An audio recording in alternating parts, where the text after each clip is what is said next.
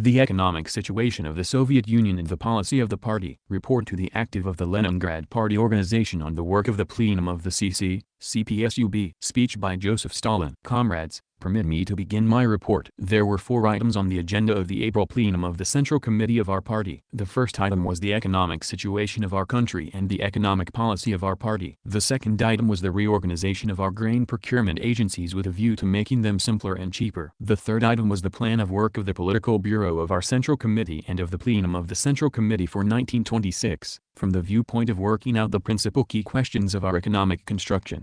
The fourth item was the replacement of Yevdokimov as secretary of the Central Committee by another candidate, Comrade Shvernik. Leaving aside the last item, the replacement of one secretary by another, it may be said that all the others, which formed the main axis around which the discussion at the plenum of the Central Committee turned, could be reduced to a single basic question: the economic situation of our country and the policy of the party. In my report, therefore, I shall deal with this one basic question: the economic situation of our country. 2 periods of NEP. The major factor determining our policy is that our country in the course of its economic development has entered a new period of NEP, a new period of the new economic policy, a period of direct industrialization. It is now 5 years since the new economic policy was proclaimed by Vladimir Ilyich. The principal task which faced us, the party, at that time was to lay a socialist foundation for our national economy under the conditions of the new economic policy, under the conditions of expanded trade. Today, too, this strategic task confronts us as our principal task. At that time, in the first period of NEP, beginning with 1922, we approached this principal task from the viewpoint of the development primarily of agriculture. Comrade Lenin said that our task was to lay a socialist foundation for the national economy, but that in order to lay such a foundation it was necessary to have a developed industry, because industry is the basis, the alpha and omega of socialism, of socialist construction, and in order to develop industry, it was necessary to begin with agriculture. Why? Because in order to expand industry under the conditions of economic disruption which we were then experiencing, it was necessary first of all to create certain prerequisites for industry in the way of markets, raw materials and food. Industry cannot be developed out of nothing at all. Industry cannot be developed if there are no raw materials in the country, if there is no food for the workers, and if agriculture, which represents the chief market for our industry, is not developed to at least some extent. Consequently, in order to develop industry, at least 3 prerequisites were necessary. Firstly, a home market, and our home market so far is predominantly a peasant market. Secondly, it was necessary to have a more or less developed output of agricultural raw materials, sugar beet, flax, cotton, etc. Thirdly, it was necessary that the countryside should be able to provide a certain minimum of agricultural produce for supplying industry, for supplying the workers. That is why Lenin said that for laying a socialist foundation for our economy, for building industry, we should have to begin with agriculture. There were many at the time who did not believe this. Objections on this score were raised especially by the so-called workers' opposition. How can that be? It said, our party calls itself a workers' party, yet it is beginning the development of the economy with agriculture. How, it said, is that to be understood? Objections were also raised at that time by other oppositionists, who believed that industry can be built in any conditions, even if starting with nothing, and without taking the real possibilities into account. But the history of the economic development of our country in that period has clearly shown that the party was right, that in order to lay a socialist foundation for our economy, in order to develop industry, it was necessary to begin with agriculture.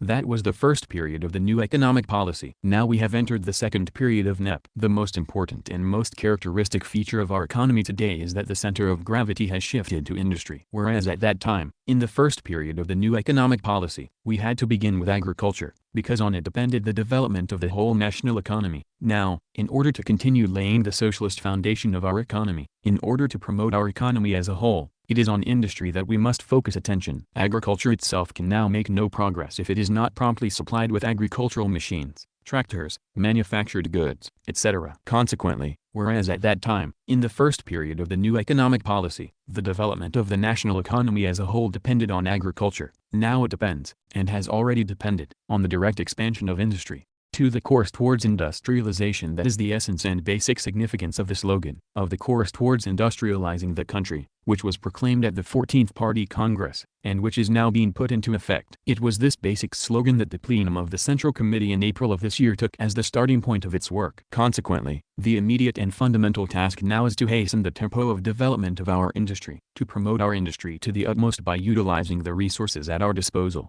and thereby to accelerate the development of the economy as a whole.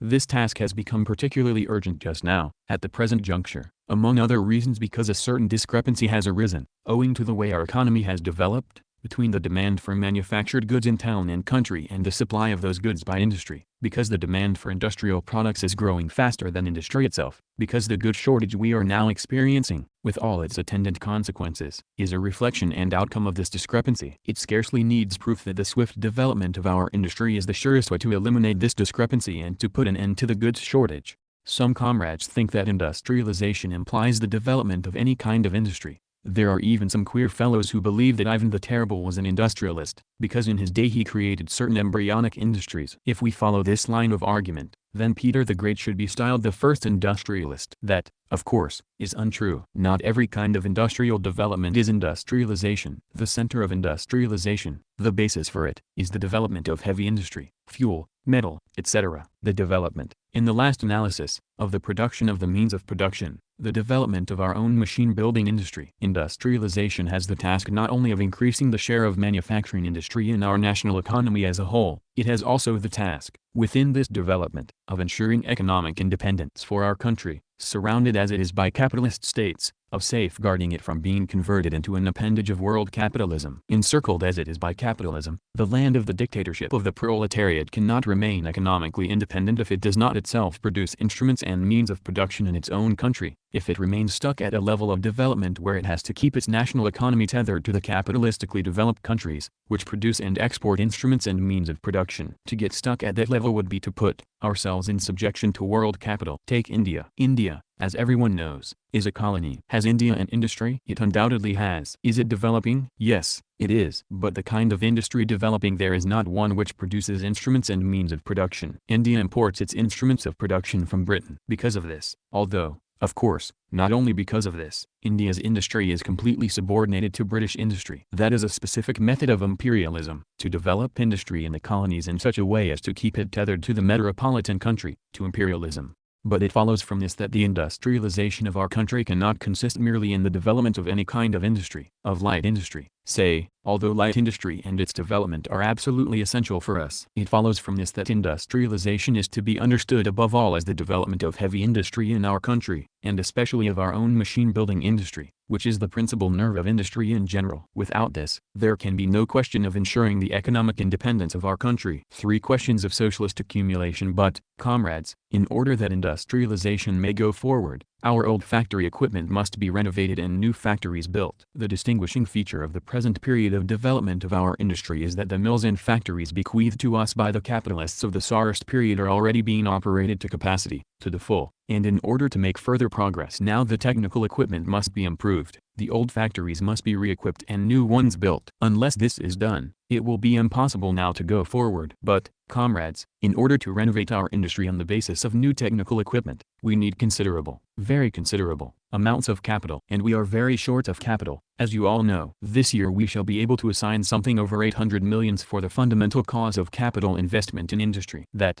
of course, is not much, but it is something. It will be our first substantial investment in our industry. I say it is not much, because our industry could quite comfortably absorb several times that sum. We have to advance our industry. We have to expand our industry as swiftly as possible, to double or treble the number of workers. We have to convert our country from an agrarian into an industrial country, and the sooner the better. But all this requires considerable capital. Consequently, the question of accumulation for the development of industry, the question of socialist accumulation, has now become one of first-rate importance for us.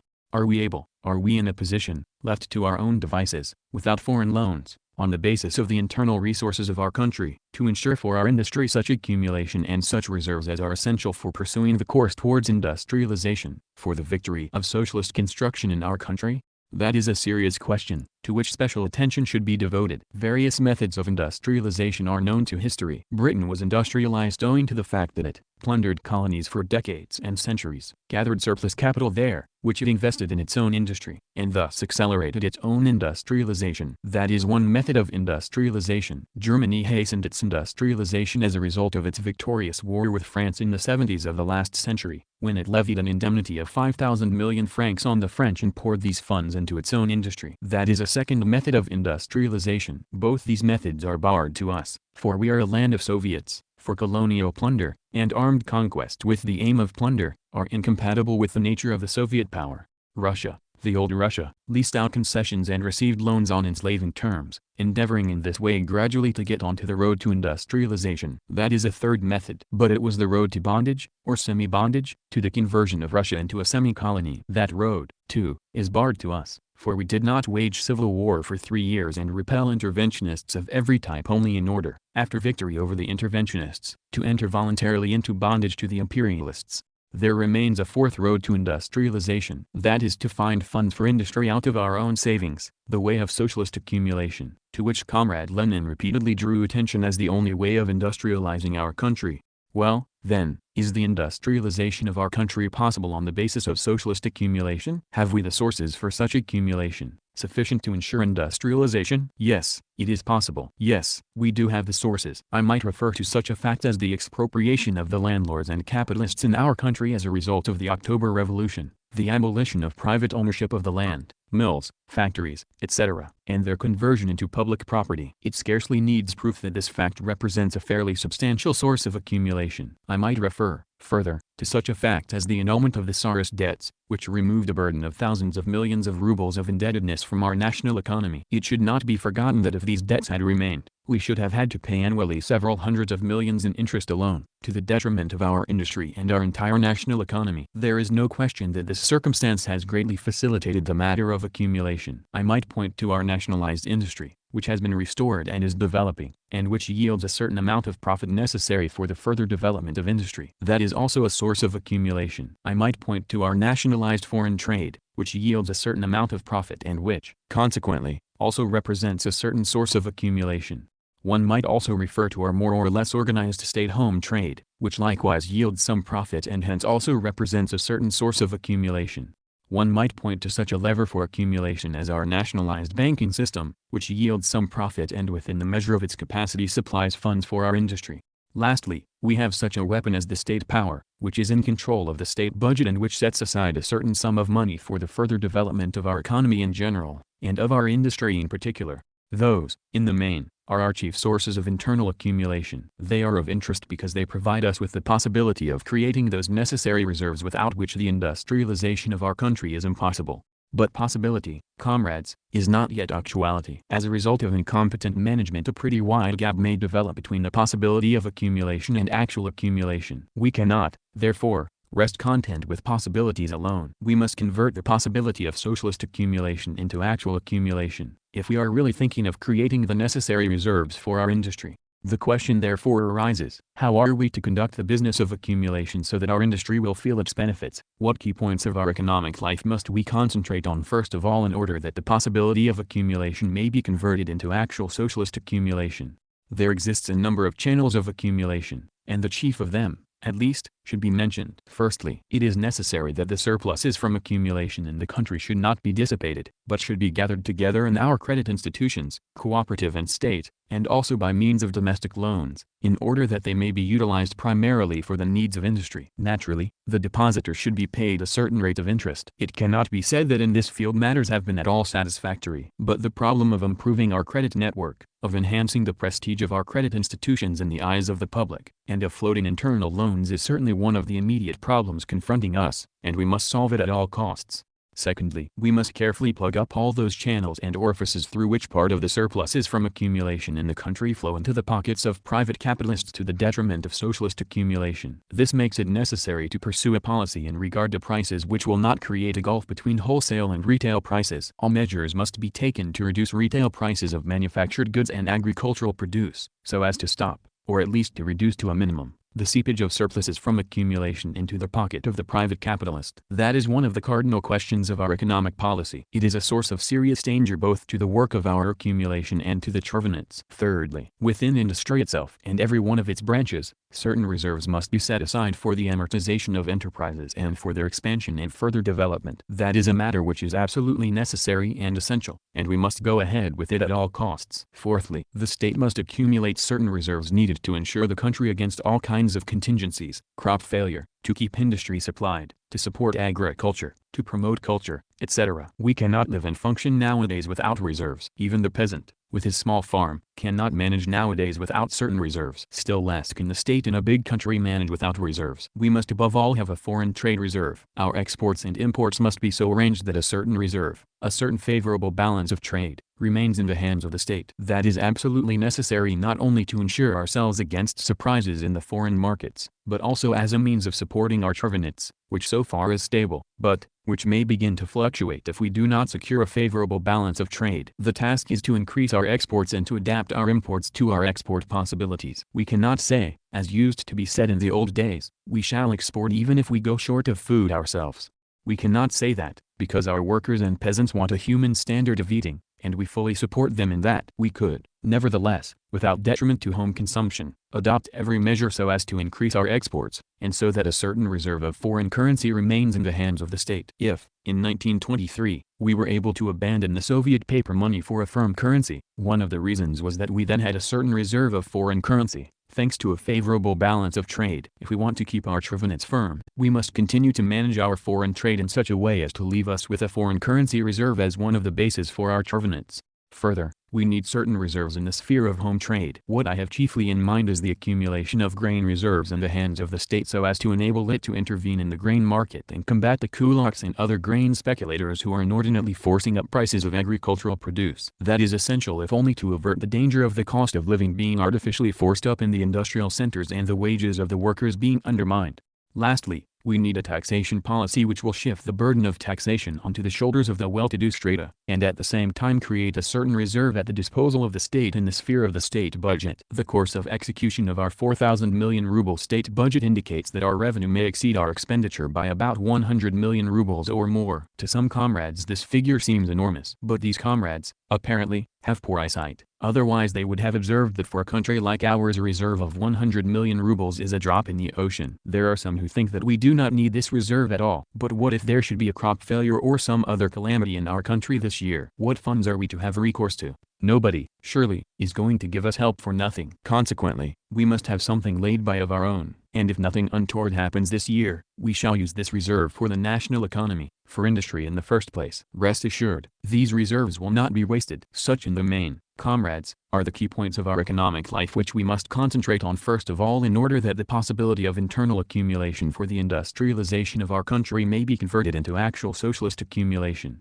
For the proper use of accumulations. The regime of economy. But accumulation is not by any means the whole of the problem, nor can it be. We must also know how to spend the accumulated reserves wisely and thriftily, so that not a single kopeck of the people's wealth is wasted and so that the accumulated funds are used for the main purpose of satisfying the vital requirements of the industrialization of our country. Unless these conditions are observed, we shall run the risk of our accumulated funds being misappropriated or dissipated on all sorts of minor and major expenditures which have nothing to do either with the development of industry or with the advancement of our national economy as a whole. The ability to expend funds wisely and thriftily is a most valuable art, and one which is not acquired all at once. It cannot be said that we, our Soviet and cooperative bodies, are marked by great ability in this respect. On the contrary, all the evidence goes to show that things are far from satisfactory in this field. It is hard to have to admit it, comrades, but it is a fact which no resolutions can cover up. There are times when our administrative bodies resemble the peasant who saved up a little money and, instead of using it to re-equip his farm and acquire new implements, bought a great big gramophone and came to grief. I say nothing of the cases of downright misappropriation of accumulated reserves, of the extravagance of a number of agencies of our state apparatus, of embezzlement, etc. A series of effective measures must therefore be taken to save our accumulations from being dissipated, misappropriated, dispersed into unnecessary channels, or otherwise diverted from the main line of building up our industry. It is necessary, in the first place, that our industrial plan should not be the product of bureaucratic fancy, but that it should be closely coordinated with the state of the national economy, taking into account our country's resources and reserves. The planning of industrial construction must not lag behind the development of industry, but, neither must it run too far ahead, losing touch with agriculture and disregarding the rate of accumulation in our country, the demand of our home market and the extent of our resources. These are the foundation for the expansion of our industry. Our industry is based on the home market. In this respect the economic development of our country resembles that of the United States, whose industry grew up on the basis of the home market, in contrast to Britain, whose industry is primarily based on foreign markets. There are a number of branches of industry in Britain 40 or 50% of whose output is for foreign markets. America, on the contrary, still relies on its home market, exporting to foreign markets not more than 10 or 12% of her output. The industry of our country will rely upon the home market, primarily the peasant market, to an even greater extent than American industry does. That is the basis of the bond between industry and peasant economy. The same must be said of our rate of accumulation, of the reserves available for the development of our industry. Among us there is sometimes a fondness for drawing up fantastic industrial plans, without taking our actual resources into account. People sometimes forget that you can build neither industrial plans nor any broad and all-embracing enterprises without a certain minimum of funds, a certain minimum of reserves. They forget this and run too far ahead. And what does running too far ahead in the matter of industrial planning mean? It means building beyond your resources. It means noisily proclaiming ambitious plans, drawing thousands and tens of thousands of additional workers into production, raising a great hullabaloo, and later, when it is discovered that funds are inadequate, discharging workers, paying them off, incurring immense losses, sowing disillusionment in our constructive efforts, and causing a political scandal. Do we need that? No, comrades, we do not. We must neither lag behind the actual development of industry, nor run ahead of it. We must keep abreast of the development of our industry and impel it forward, without however cutting it off from its base. Our industry is the leading element in the entire system of the national economy. It draws with it and leads forward our national economy, including agriculture. It reshapes our entire national economy in its own image and likeness. It leads agriculture along with it, drawing the peasantry, through the cooperative movement, into the channel of socialist construction. But our industry can fulfill this leading and transforming role with honor only if it does not get out of touch with agriculture, only if it does not disregard our rate of accumulation, the resources and reserves at our disposal. An army command which gets out of touch with its army and loses contact with it is not a command. Similarly, industry that gets out of touch with the national economy as a whole and loses contact with it, cannot be the leading element in the national economy.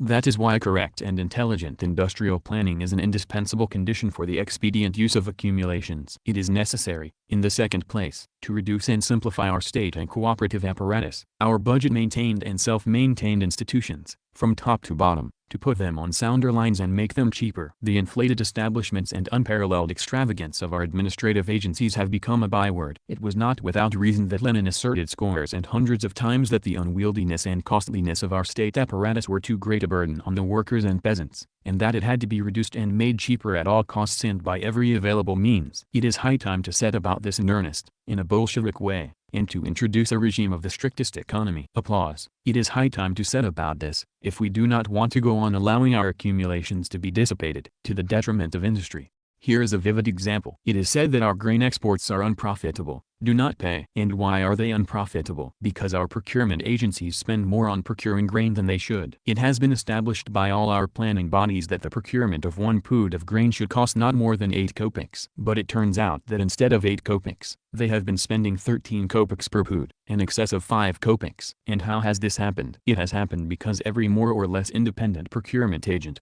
whether communist or non-party, before proceeding to procure grain considers it necessary to inflate his staff of assistants, to provide himself with an army of stenographers and typists, and, of course, to provide himself with a car, and he incurs a heap of unproductive expenditure, so that later, when the accounts are made up, it is found that our exports do not pay. Bearing in mind that we procure hundreds of millions of puds of grain, and that on each pud we pay in excess of 5 kopecks, the result is tens of millions of rubles wasted. That is where the funds we accumulate are going and will continue to go if we do not adopt the strictest measures to stop the extravagance of our state apparatus. I have given only one solitary example, but who does not know that we have hundreds and thousands of such examples? The plenum of the Central Committee of our party decided to simplify our procurement apparatus and make it cheaper. You have probably read the resolution of the plenum too on this point. It was published in the press. We shall put that resolution into force with the utmost rigor. But that is not enough, comrades. That is only one tiny section of the inefficiency and shortcomings of our state apparatus. We must go further and adopt measures to reduce the size and cost of our entire state apparatus, both budget-maintained and self-maintained, of the whole cooperative apparatus and of the whole goods distribution network, from top to bottom.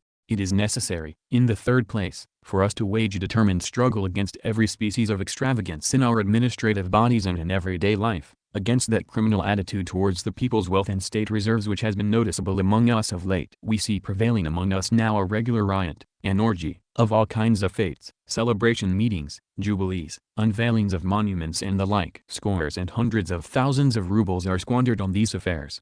There is such a multitude of celebrities of all kinds to be feted and of lovers of celebrations, so staggering is the readiness to celebrate every kind of anniversary, semi-annual, annual, biennial and so on, that truly tens of millions of rubles are needed to satisfy the demand. Comrades, we must put a stop to this profligacy, which is unworthy of communists. It is high time to understand that, with the needs of industry to provide for, and faced by such facts as the mass of unemployed and of homeless children, we cannot tolerate and have no right to tolerate this profligacy and this orgy of squandering. Most noteworthy of all is the fact that a more thrifty attitude towards state funds is sometimes to be observed among non-party people than among party people. A communist engages in this sort of thing with greater boldness and readiness. It means nothing to him to distribute money allowances to a batch of his employees and call these gifts bonuses, although there is nothing in the nature of a bonus about it. It means nothing to him to overstep, or evade, or violate the law. Non-party people are more cautious and restrained in this respect. The reason presumably is that some communists are inclined to regard the law, the state and such things as a family matter. Laughter. This explains why some communists do not scruple sometimes to intrude like pigs, pardon the expression, comrades, into the state's vegetable garden and snatch what they can or display their generosity at the expense of the state. Laughter. This scandalous state of affairs must be stopped, comrades. We must launch a determined struggle against profligacy and squandering in our administrative bodies and in everyday life, if we are sincerely desirous of husbanding our accumulations for the needs of industry. It is necessary, in the fourth place, to conduct a systematic struggle against theft, against what is known as carefree theft, in our state bodies, in the cooperatives, in the trade unions, etc. There is shamefaced and surreptitious theft, and there is bold-faced, or carefree theft, as the press calls it. I recently read an item by Oku Komsomolsky Pravda about carefree theft. There was, it appears, a foppish young fellow with a mustache, who carried on his carefree theft in one of our institutions. He stole systematically and incessantly, and always without mishap. The noteworthy thing is not so much the thief himself, as the fact that the people around him, who knew that he was a thief, not only did nothing to stop him but, on the contrary, were more inclined to clap him on the back and praise him for his dexterity, so that the thief became something of a hero in the eyes of the public. That is what deserves attention, comrades, and is the most dangerous thing of all. When a spy or a traitor is caught, there are no bounds to the indignation of the public, which demands that he be shot. But when a thief operates in the sight of all and steals state property, the people around him just smile good-naturedly and pat him on the back. Yet it is obvious that a thief who steals the people's wealth and undermines the interests of the national economy is no better, if not worse, than a spy or a traitor. Finally, of course, this fellow, the fop with the mustache, was arrested. But what does the arrest of one carefree thief signify? There are hundreds and thousands of them. You cannot get rid of them all with the help of the GPU. Another measure, a more important and effective one, is needed here. It consists in creating around such petty thieves an atmosphere of moral ostracism and public detestation. It consists in launching such a campaign and creating such a moral atmosphere among the workers and peasants as to prevent the possibility of thieving and to make life difficult and impossible for thieves and pilferers of the people's wealth, whether carefree or not. The task is to combat theft, as one of the means of protecting our accumulations from misappropriation. It is necessary, lastly, to conduct a campaign to put a stop to absenteeism at the mills and factories, to raise the productivity of labor and to strengthen labor discipline in our enterprises. Tens and hundreds of thousands of man-days are lost to industry owing to absenteeism. Hundreds of thousands and millions of rubles are lost as a result, to the detriment of our industry. We shall not be able to advance our industry, we shall not be able to raise wages, if absenteeism is not stopped. If productivity of labor remains stationary. It must be explained to the workers, and especially to those who have only recently entered the mills and factories, that by absenteeism and by not helping to raise labor productivity, they are acting to the detriment of the common cause, to the detriment of the entire working class, and to the detriment of our industry. The task is to combat absenteeism and to fight for enhanced productivity of labor in the interests of our industry, in the interests of the working class as a whole. Such are the ways and means that must be adopted to protect our accumulations and reserves from being dissipated and misappropriated, and to ensure that they are used for the industrialization of our country. We must create cadres of builders of industry. I have spoken of the course towards industrialization. I have spoken of the ways of accumulating reserves for the development of industrialization. I have spoken, lastly, of how the accumulations should be rationally used for the needs of industry. But all that, comrades, is not enough. If the party's directive concerning the industrialization of our country is to be carried out, it is necessary, over and above all that, to create cadres of new people, cadres of new builders of industry. No task, and especially so great a task as the industrialization of our country, can be accomplished without human beings, without new people, without cadres of new builders. Formerly, at the time of the Civil War, we were especially in need of commanding cadres for building the army and waging war, regimental, brigade, divisional and corps commanders. Without those new commanding cadres, who had come from the rank and file and had risen owing to their ability, we could not have built up an army and could not have defeated our numerous enemies. It was they, the new commanding cadres, who saved our army and our country in those days, with the general support, of course, of the workers and peasants. But we are now in the period of the building of industry. We have passed now from the fronts of the Civil War to the front of industry. Accordingly, we now need new commanding cadres for industry, capable directors of mills and factories, competent executives of trusts, efficient trade managers, intelligent planners of industrial development. We now have to create new regimental, brigade, divisional and corps commanders for economy, for industry. Without such people, we shall not be able to advance one step. The task therefore is to create numerous cadres of builders of industry from the ranks of the workers and the Soviet intelligentsia, that Soviet intelligentsia which has thrown in its lot with the working class and which, together with us, is laying the socialist foundation of our economy. The task is to create such cadres and to bring them to the fore, giving their every assistance. It has become customary of late to castigate business executives on the charge of moral corruption, and there is often a disposition to extend what are individual faults to business executives in general. Anyone who takes the fancy can come along and give a kick to a business executive and accuse him of all the mortal sins. That, comrades, is a bad habit, and must be dropped once and for all. It must be realized that there is a black sheep in every family. It must be realized that the industrialization of our country and the promotion of new cadres of builders of industry is a task that requires not scourging our business executives, but rendering them every support in building our industry. Our business executives must be surrounded with an atmosphere of confidence and support.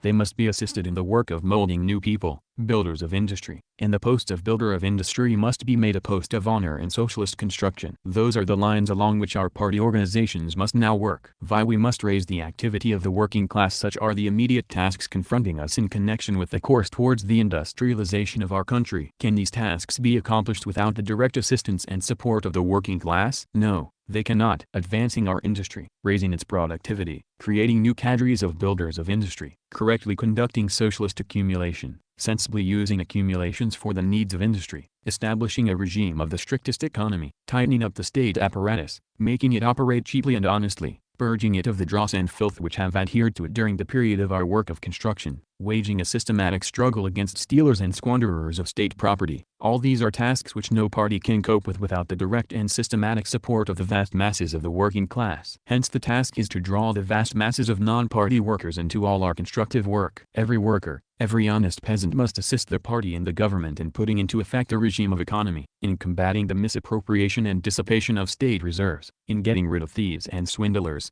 no matter what disguise they assume, and in making our state apparatus healthier and cheaper. Inestimable service in this respect could be rendered by production conferences. There was a time when production conferences were very much in vogue. Now, somehow, we don't hear about them. That is a great mistake, comrades. The production conferences must be revived at all costs. It is not only minor questions, for instance of hygiene, that must be put before them. Their program must be made broader and more comprehensive. The principal questions of the building of industry must be placed before them. Only in that way is it possible to raise the activity of the vast masses of the working class and to make them conscious participants in the building of industry.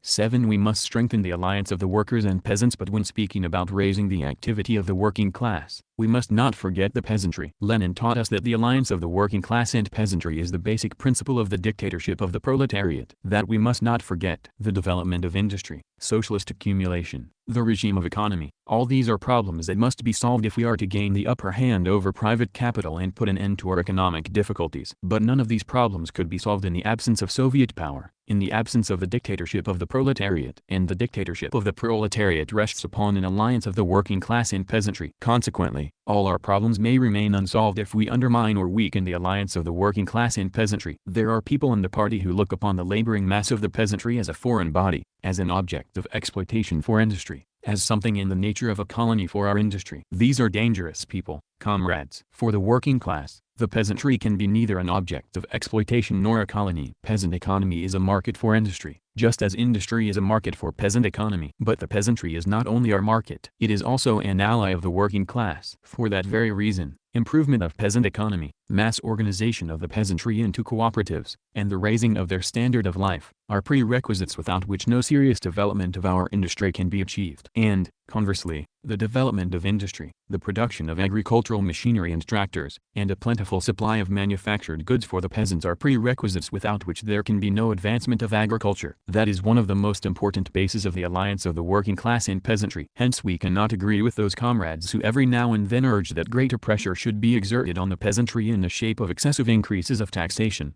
higher prices of manufactured goods, and so on. We cannot agree with them because, without themselves being aware of it, they undermine the alliance of the working class and peasantry and shake the foundations of the dictatorship of the proletariat. And what we want is to strengthen, not undermine, the alliance of the working class and peasantry. But it is not just any sort of alliance of the working class and peasantry that we advocate. We stand for an alliance in which the leading role belongs to the working class. Why? Because unless the working class plays the leading role in the system of the alliance of the workers and peasants, the toiling and exploited masses cannot defeat the landlords and capitalists. I know that certain comrades do not agree with this. They say, yes, the alliance is a good thing. But why also leadership by the working class? Those comrades are profoundly mistaken. They are mistaken because they do not realize that only an alliance of the workers and peasants that is led by the most experienced and revolutionary class, the working class, can be victorious. Why did the peasant revolts of the tinge of Pugakov or Stepan Razin come to grief? Why did the peasants in those days fail to get rid of the landlords? Because they did not then have, and could not have had, such a revolutionary leader as the working class. Why did the French Revolution end in a victory for the bourgeoisie and the return of the previously expelled landlords? Because the French peasants did not then have, and could not have had, such a revolutionary leader as the working class. At that time the peasants were led by bourgeois liberals. Ours is the only country in the world where an alliance of the workers and peasants has triumphed over the landlords and capitalists. How is this to be explained? By the fact that at the head of the revolutionary movement in our country there stood, and continues to stand, the battle-steeled class of the workers. The idea of leadership by the working class has only to be discredited, and the alliance of the workers and peasants in our country will be utterly destroyed,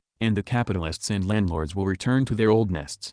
That is why we must preserve and strengthen the alliance of the working class and peasantry in our country. That is why we must preserve and strengthen the leadership of the working class in the system of that alliance. 8. We must put inter-party democracy into effect. I have spoken of raising the activity of the working class, of the task of drawing the vast masses of the working class into the work of building our economy, into the work of building our industry. But raising the activity of the working class is a big and serious matter. In order to raise the activity of the working class, it is necessary first of all to raise the activity of the party itself. The party itself must firmly and resolutely adopt the course of inter-party democracy. Our organizations must draw the broad mass of the party membership, which determines the fate of our party, into discussing the questions of our constructive work. Without this, there can be no question of raising the activity of the working class. I lay particular stress on this because our Leningrad organization recently passed through a period when some of its leaders would not speak of inter-party democracy except in sarcasm. I have in mind the period prior to, during and immediately after the party congress, when the party units in Leningrad were not allowed to assemble, when some of their organizers behaved, pardon my bluntness, like policemen towards their party units and forbade them to meet. It was by this, in fact, that the so-called new opposition, headed by ZNOVF, worked its own undoing. If members of our Central Committee, with the help of the active in Leningrad, succeeded in the space of a fortnight in repelling and isolating the opposition, which was waging a struggle there against the decisions of the 14th Congress, it was because the explanatory campaign on the decisions of the Congress coincided with the urge for democracy that existed, that was seeking an outlet, and at last broke through in the Leningrad organization. I should like you, comrades, to bear this recent lesson in mind. Bearing it in mind, I should like you to put inter-party democracy into effect sincerely and resolutely, raise the activity of the party masses, draw them into the discussion of the fundamental questions of socialist construction, and convince them of the correctness of the decisions adopted by the April plenum of the Central Committee of our party. It is precisely to convince the party masses that I should like you to do, because the method of persuasion is the basic method of our work in the ranks of the working class. 9. We must protect the unity of the party. Some comrades think that inter-party democracy implies freedom of factional groups. Well, comrades, in this respect I beg to differ. That is not the way we understand inter-party democracy. Between inter-party democracy and freedom of factional groups there is absolutely nothing in common, nor can there be. What does inter-party democracy mean? Inter-party democracy means raising the activity of the party masses and strengthening the unity of the party, strengthening conscious proletarian discipline in the party. What does freedom of factional groups mean? Freedom of factional groups means disintegrating the party ranks, splitting the party into separate centers, weakening the party, weakening the dictatorship of the proletariat. What can there be in common between the two? There are people in our party whose one dream is to have a general party discussion. There are people among us who cannot conceive of the party not being engaged in discussion. People who covet the title of professional debaters. Heaven protect us from those professional debaters. What we need now is not an artificial discussion, nor the conversion of our party into a debating society, but the intensification of our constructive work in general, and of industrial construction in particular, the strengthening of a militant, solid, united and indivisible party that can firmly and confidently direct our constructive work. Anyone who strives for endless discussions, anyone who strives for freedom of factional groups, undermines the unity and saps the strength of our party. Wherein lay our strength in the past, and wherein lies our strength today? In the correctness of our policy and the unity of our ranks. The 14th Congress of our party gave us a correct policy. The task now is to ensure that our ranks are united, that our party is united and ready to carry out the decisions of the party Congress, come what may. Such is the basic idea of the decisions of the plenum of the Central Committee of our party. Conclusions permit me now to pass to the conclusions. Fiercely, we must promote the industry of our country, as the foundation of socialism and the guiding force which leads forward the whole of our national economy. Secondly, we must create new cadres of builders of industry, as the direct and immediate operators of the course towards industrialization. Thirdly, we must accelerate the pace of our socialist accumulation and accumulate reserves for the needs of our industry. Fourthly, we must arrange for correct use of the accumulated reserves and establish a regime of the strictest economy. Fifthly, we must raise the activity of the working class and draw the vast masses of the workers into the work of building socialism. Sixthly, we must strengthen the alliance of the working class and peasantry and the leadership of the working class within this alliance. Seventhly, we must raise the activity of the party masses and put inter-party democracy into effect. Eighthly, we must protect and strengthen the unity of our party, the solidarity of our ranks. Shall we be able to accomplish these tasks? Yes, we shall, if we want to do so. And we do want to. Everyone can see that. We shall, because we are Bolsheviks, because we are not afraid of difficulties, because difficulties exist in order to be contended with and overcome. We shall, because our policy is correct and we know where we are going. And we shall march forward firmly and confidently towards our goal, towards the victory of socialist construction. Comrades, we were a tiny group in Leningrad in February 1917, 9 years ago. Veteran party members will remember that at the time we Bolsheviks constituted an inconsiderable minority of the Leningrad Soviet. Veteran Bolsheviks will remember how we were scoffed at by the numerous enemies of Bolshevism. But we marched forward and captured one position after another, because our policy was correct and we waged the fight with united ranks. Then that tiny force grew into a mighty force. We routed the bourgeoisie and overthrew Kerensky. We established the power of the Soviets. We routed Kolchak and Denikin. We drove the Anglo-French and American marauders out of our country. We overcame economic disruption. Lastly, we restored our industry and agriculture. Now we are confronted with a new task, the task of industrializing our country. The most serious difficulties are behind us. Can it be doubted that we shall cope also with this new task, the industrialization of our country? Of course, not. On the contrary, we now have all the requisites for overcoming the difficulties and accomplishing the new tasks set us by the 14th Congress of our party. That is why I think, comrades, that on the new front, the front of industry, we are certain to win. New front, the front of industry, we are certain to win. New front, the front of industry, we are certain to win.